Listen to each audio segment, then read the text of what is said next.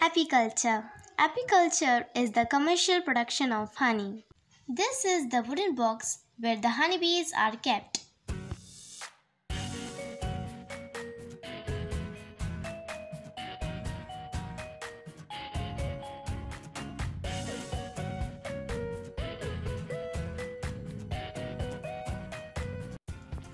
The bees collect the honey and store it into the honeycomb, which they make by their own.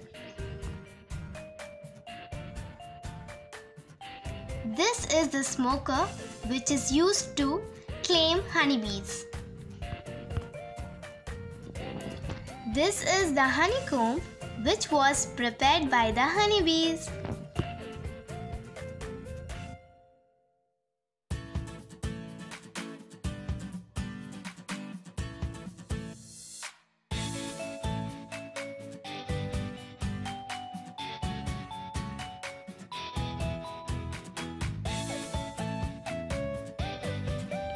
This is the extractor, which is used for extracting honey. The main products obtained from apiculture are honey and wax. The melting of honeycomb produces bee wax. This is the pure form of wax. Bee wax is used for making cosmetics like lip balm, eyeliner, moisturizer, etc.